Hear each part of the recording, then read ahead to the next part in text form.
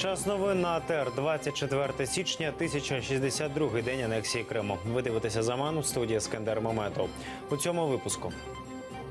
В окупованому Криму провели дуа на честь Решата Аметова.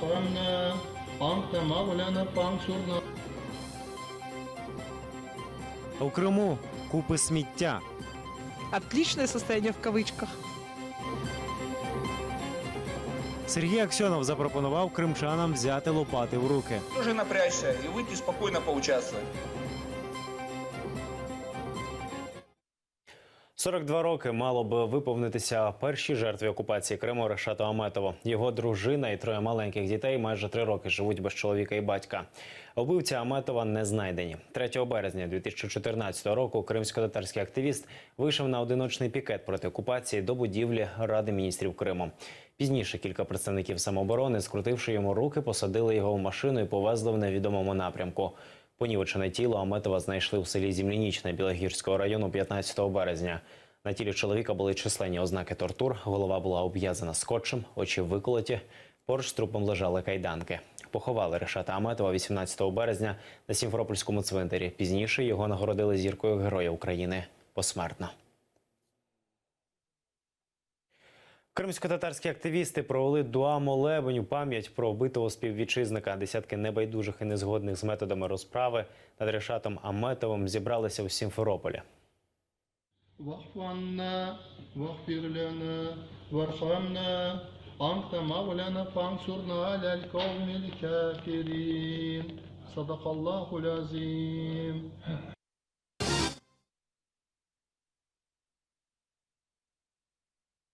Фінляндія готова допомогти у реалізації Мінських угод. Країни підписали меморандум про співпрацю у сфері енергоефективності. Таким є результат робочого візиту президента України Петра Порошенка до Фінляндії. Глава держави закликав владу Фінляндії посилити тиск на Кремль у питанні звільнення українських політв'язнів. Ми обговорили брутальне порушення прав людини на Донбасі і в Криму. І я звернувся до пана президента з проханням посилити тиск на російську сторону в питаннях звільнення українських заручників як з окупованої території, так і з російських в'язниць.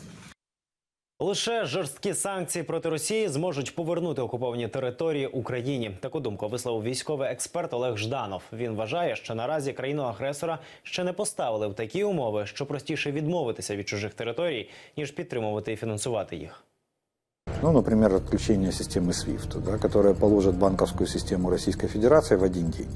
Вот. Либо это должно быть настолько экономически выгодно Российской Федерации, хотя экономику я бы поставил на последнее место, потому что для России важен политический результат. Повернення Криму можливе після поразки Росії на міжнародній арені. Таку думку в ефірі телеканалу «112» висловив екс-командир добровольчого батальйону «Крим» Іса Акаєв. Він вважає, що Росію може послабити програш у військовому конфлікті. Те, кто Крым захватил, они просто так оттуда не уйдут. Вот. Но я думаю, сейчас по времени очень сложно что-то сказать. Потому что тяжело эту всю ситуацию проследить. Ну, у меня лично, например, недостаточно информации, чтобы это все сказать. А насколько я ею владею, я думаю, это произойдет после того, как Россия потерпит серьезное поражение в районе Сирии. В окупованому Криму сміттєвий колапс. На вулицях міст і селищ повні контейнери сміття. Це пов'язано з закриттям Кам'янського полігону твердопаливних відходів. Мешканці жаліються, що покращення мали бути би на краще, а в результаті приносять шкоду.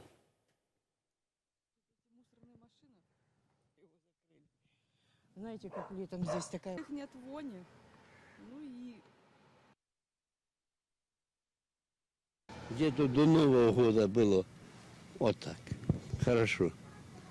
А сейчас не знаю, что случилось. По телевизору смотрел, показывают, что там в Москве забастовка идет, якобы эти коммунальщики за слабое оплачивание. Да очень хорошо, по всему городу эти свалки. Кошаки, собаки бездомные, бедные. И вообще ужас. И метет, когда ветер, вот было 2 дня назад, тут вообще все летало, все деревья. Вон, посмотрите на деревья, все эти целлофановые кульки. Это везде, кстати. Мы ездим по городу с мужем, и все свалки вот еще в худшем состоянии. Конечно, понимаю, что в хозяйстве муниципальном денег не хватает, вот, людей не хватает, и они просто не успевают убирать. Голова окупаційної адміністрації Криму порадив кримчанам брати до рук лопати і працювати разом з комунальниками. Таку думку Сергій Аксьонов висловив під час засідання так званого уряду окупованого Криму. Хотелось бы, чтобы общественность, кроме волнений, тоже какие-то физические силы прикладывала. То есть собрались бы, сорганизовались, субботник провели. Как только предлагаешь, ну выйдите поработать с лопатой на свежий воздух, ну и тут начинается, все заняты, тут же там какие-то проблемы. Поэтому просьба общественности, то есть тоже напрячься и выйти спокойно поучаствовать. Ситуація з кримськими дорогами все гірше і розбиратиметься в ситуації ФСБ і прокуратура, заявив окупаційний голова Криму Сергій Аксьонов. Його обурило нецільове освоєння бюджетних коштів. Минулого року на обслуговування доріг виділили майже 2 мільярди рублів. Окупаційний міністр транспорту звинувачує в усьому підрядників. Каже, обіцяли до зими всі завдання виконати, а ямковий ремонт зробити. Есть подрядчики, которые делают добросовестно и качественно, да, но по срокам практически все подрядчики сроки не исполнили. Службу автомобильных дорог и Крымавтодор комплексную проверку счетная палата совместно с ФСБ, с прокуратурой Республики Крым полностью провести от и до эффективность освоения бюджетных средств. Близько 400 людей зібралися на мітинг в Гурзуфі. Спочатку заявили про свої пропутінські переконання, але коли перейшли до місцевих проблем, настрої змінилися. Люди стали критикувати владу за передачу житлового масиву і пляжу Гурівські камені міжнародному дитячому центру «Артек». Там масову вирубку реліктових дерев під забудову. На листи Путіну сподівань мало, говорили виступаючі. До деяких з них після відправки скарги до російського президента навідувалися силовики. Митинг в поддержку политики президента России Путина. Поддерживаете политику Путина? Да! Я думаю, нас не только не хотят слышать, но уже и не хотят видеть. Стена, которая строится, она не кремлевская стена, это не решетка летнего сада, это кладбищенская стена. Он тоже попытался отослать письмо, к нему пришли ФСБшники, которые потребовали забрать это, вернуть, так сказать, все обратно, и чтобы он никуда ничего не посылал. Видимо, это еще контроль с чьей-то стороны получается. Не позволим мы так контролировать себя. Не для этого мы в Россию, что называется, попали. Ну, все понимают, что попали. Ну ладно уже, раз попали, так чего уже? Чи можлива в Росії революція? Мешканці та гості Москви поділилися з журналістами Радіо Свобода думками про ймовірну зміну державного ладу шляхом революції. Частина опитаних переконані, що умови до кардинальних дій є, але сама революція мало ймовірна. Ни в коем случае никакой революции не будет. Мы довольны Путиным, я лично и вся моя семья, мы очень довольны его политикой. Происходят такие вещи, от которых просто волосы дымом встают. Вот эти убийства все, вот это все, понимаете? А проехать по Подмосковью 5-6-этажные коттеджи стоят. Я считаю, что нет. Во-первых, она нам не нужна, потому что сколько можно уже Россию топить в крови? Все возможно. Правительство меняется, и что-то самое страшное, странное происходит. Ничего и в лучшую сторону не меняется практически. Проросійського пропагандиста Грема Філіпса виставили з британського парламенту. З відео, розміщеного у Твіттері посольства України в Великій Британії, видно, як охорона виводить Філіпса з одного з залів парламенту під крики «Ганьба! Забирайся, брехун!». Проросійський блогер Грем Філіпс не раз провокував українських військових та знущався над полоненими.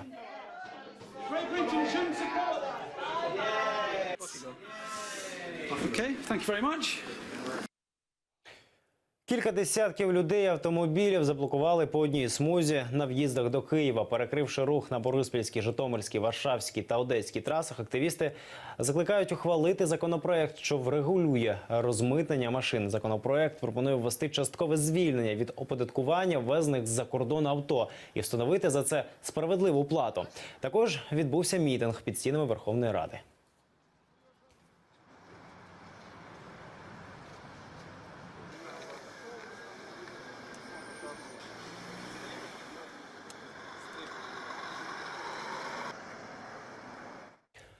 По місцях Революції Гідності у столиці розмістили 6 інформаційно-навігаційних стендів, 4 панорами з фотографіями революції і спогадами її учасників. З сьогоднішнього дня проводять екскурсії по Києву, розповідаючи про основні місця і події 2013-2014 років від імені музеєзнавців і учасників Майдану. Ініціаторами проєкту виступив Музей Революції Переваги, які зараз планують побудувати будинок. Для майбутнього музею вже зібрали більше 2000 експонатів.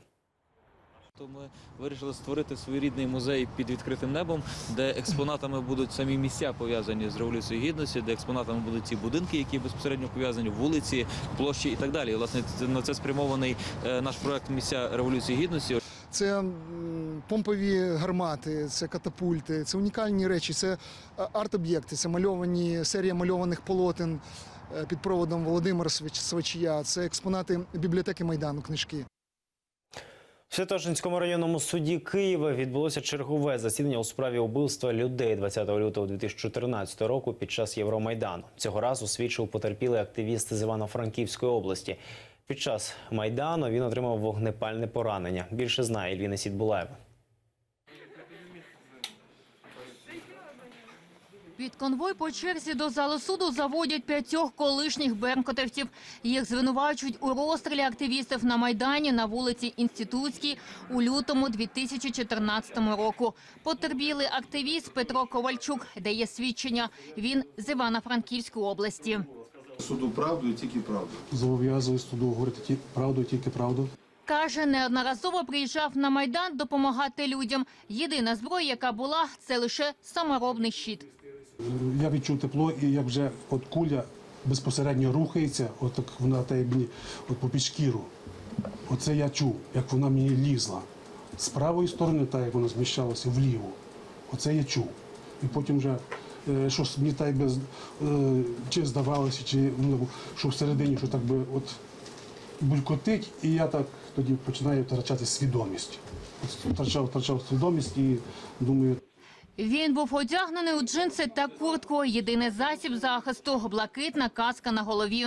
На суді показали, як пораненого активіста забирали з місця обстрілу його побратими. Поховалися, що стоять за машин, і ще буде стріляти. Активіст отримав вогнепальне сліпе поранення з табельної зброї, стверджують в Генеральній прокуратурі. Стріляв екс-беркутовець, що наразі перебуває в розшуку. Пана Ковальчука було вилучено кулю калібру 7,62 х 39. Саме такою зброєю була озброєна спецрота «Беркуту». Висновком судово-балістичних експертиз ця куля ідентифікована як випущена з одного з автоматів, які були на озброєнні цієї спецроти «Беркуту». Ми обвинувачуємо цих бійців спецроти, те, що не діяли як єдиний спільним умислом. У адвокатів екс-беркутівців своя версія. Поранення він отримав в задню лопатку, де перебував сектор готель «Україна» або «Майдан». Звідси ми можемо категорично стверджувати про те, що поранення відбувалося або з готелю «Україна», або з боку «Майдану». Там не було екс-беркутівців, там перебували мітингуючі. Після того, як суд заслухав всі сторони, засідання перенесли на 26 січня. Ільвіна Сідбулаєва, Іслам Пінка, Заман, АТР. 25-річчя дипломатичних відносин між Україною і США відзначили у Києві. У Національній філармонії з нагоди річниці пройшов концерт знаменитого кларнетиста Девіда Кракауера. Музикант українське коріння, і за його словами, він пишається боротьбою українців за ідеали демократії.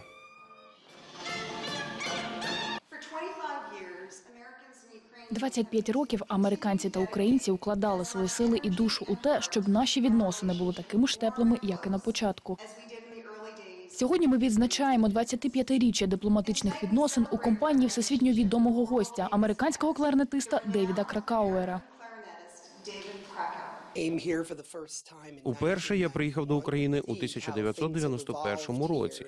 Тоді, саме перед тим, як Україна стала повністю незалежною державою, у повітрі все ще відчувався Радянський Союз. Повернувшись до України зараз, я дуже радий бачити, як люди боролися за розвиток демократії. Нині, коли все довкола змінюється, люди не повинні сприймати демократію як належне. Ми маємо здобувати її. Україна – чудовий приклад того, як люди вийшли на вулицю і зробили це, зрозумівши, наскільки важливо бути вільним. precious to be free.